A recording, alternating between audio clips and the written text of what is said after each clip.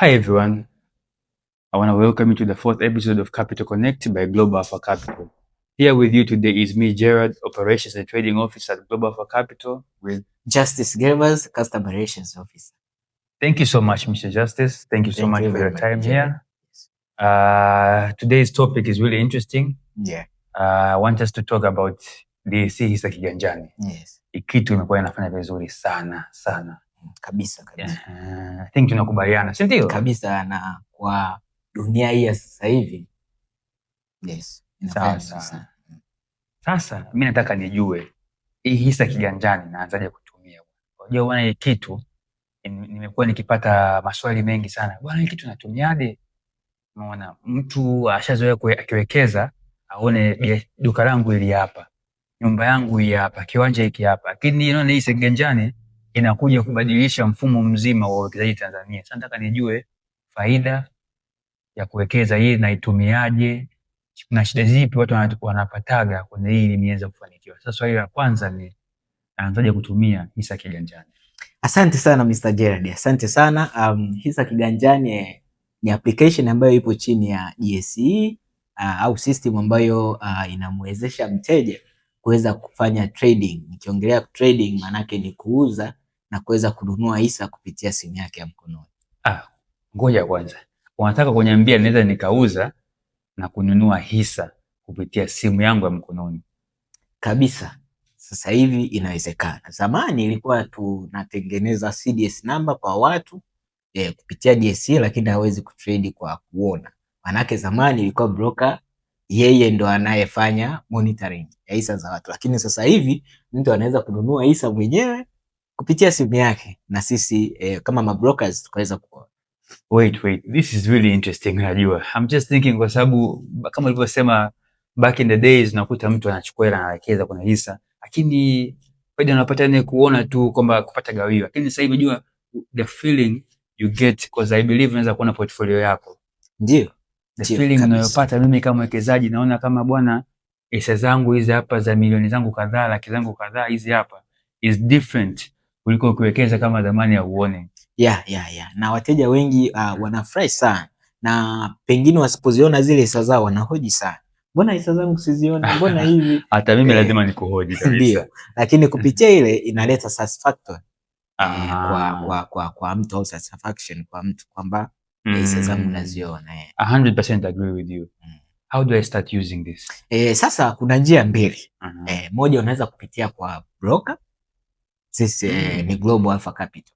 Kwa hiyo unaweza kupitia hisa kiganjani.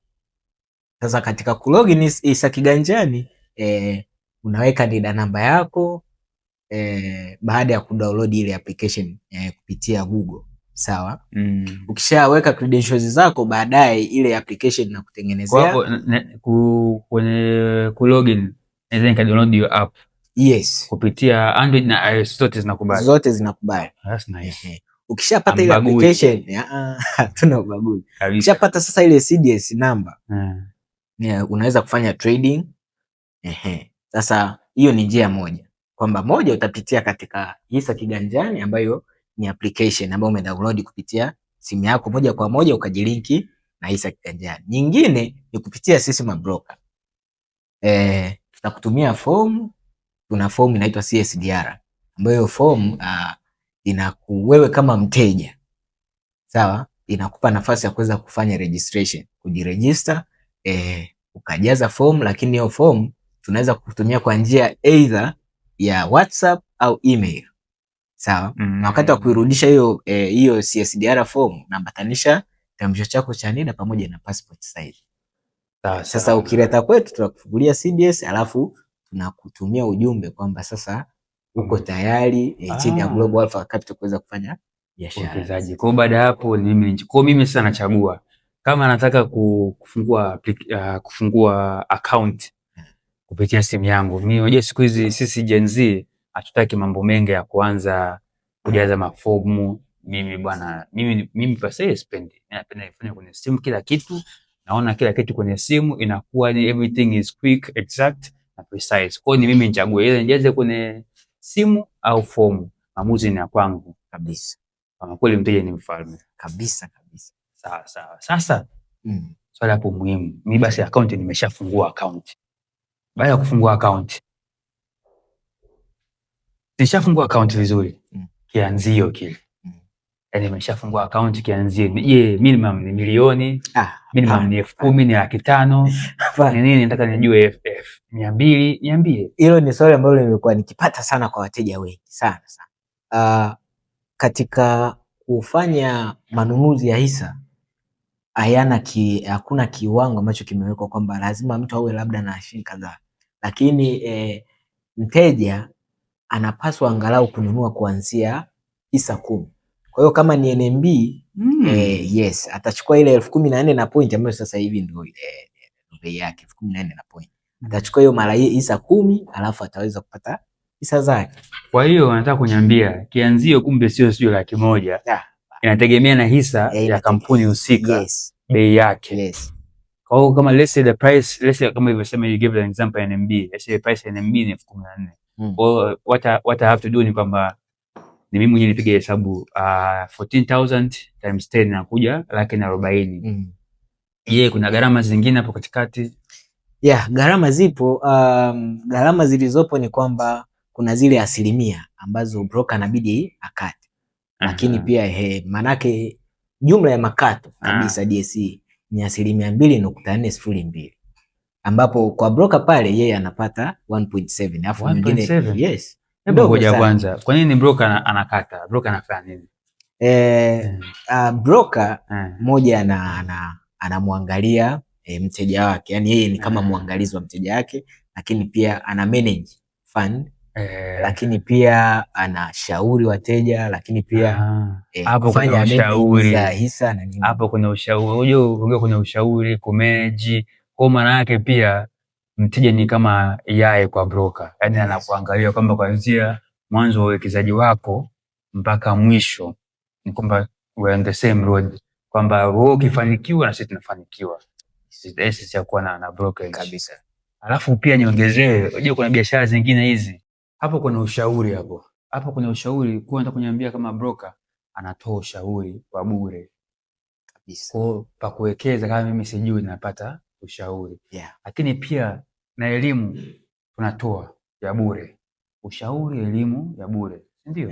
Manake mfano katika sasa niongelee sisi Global Alpha Capital. Sawa. Tuna hizi sessions mfano kila Ijumaa na mwingine Jumamosi tunapokuwa tunatoa round up ya soko ya wiki. Pia huwa tunatoa elimu, lakini pia sisi kama customer service, yes, for free. Alpha Capital. Yes, lakini pia sisi timu yetu kama customer service tunatoa ushauri, lakini tunatoa na elimu. Mteja anapotupigia simu au for free. Yes, for free. Wow. For free. Jamani, ni for free kabisa. For free. Wow, this is really interesting. Kwa sababu kawaida education is expensive. Yeah, so acquiring education for free is something we need to look into and take on this opportunity. Ndio.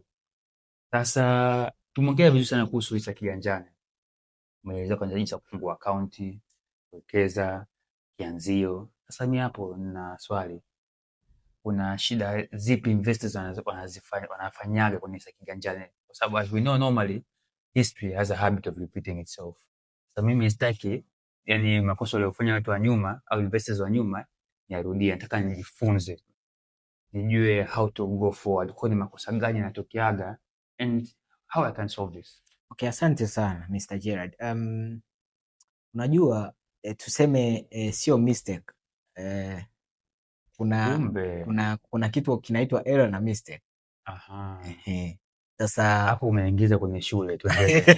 Okay, basi sawa. No, nimependa actually kwa sababu umenielezea kitu kwamba kuna tofauti ya mistake na error. Sawa.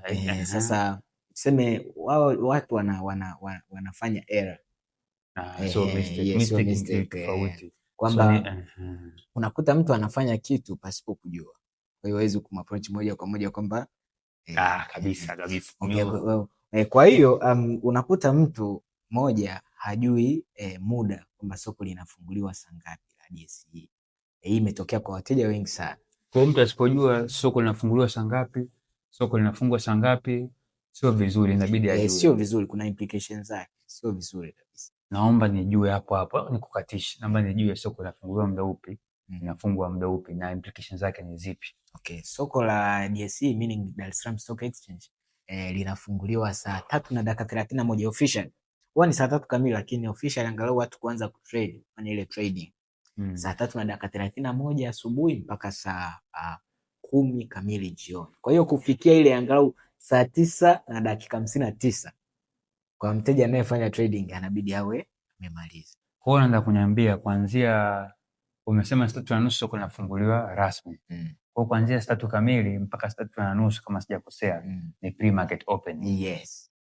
Kabisa, naonekana mtaalamu sana. Nauliza maana huwezi jua. Alafu hapo nikuulize. Kwa hiyo mimi kwenye hapo kwa understanding wangu kidogo, naomba nirekebishe kama ninakosea. Kwenye pre-market opening ni zile order za jana ndo zinapita, au order watu investors wali place order, soko lilikuwa limefungwa, ndo zinapita kwenye muda wa pre-market opening. Okay, ngoja niweke hii clear kwamba kitokea mtu amenunua au amefanya purchasing ya orders, sawa, ikiwa soko limefungwa, sawa, sio kwamba pesa haitokwenda DSE, itaenda, lakini share kwa muda huo hatopata. Orders zinaweza kuwa pending kwa muda mfupi. Asa kwa nini nimelipa sipati? Yes, sio kwamba hautopata, hapana. Utapata hisa zako, lakini pale soko ambapo litafunguliwa, manake hisa zako zitakuwa on waiting to trade, manake zitakuwa pending kwa muda huo, lakini soko likifunguliwa zitakuwa katika waiting to trade, zimesubiri kupita. Hujapoteza hela yako. Hujapoteza pesa yako.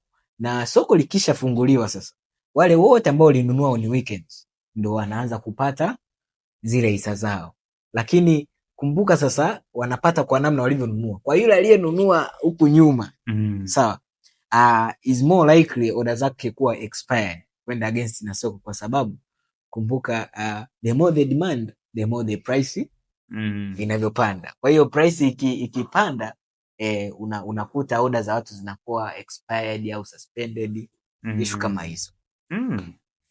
Really is interesting. Really is interesting.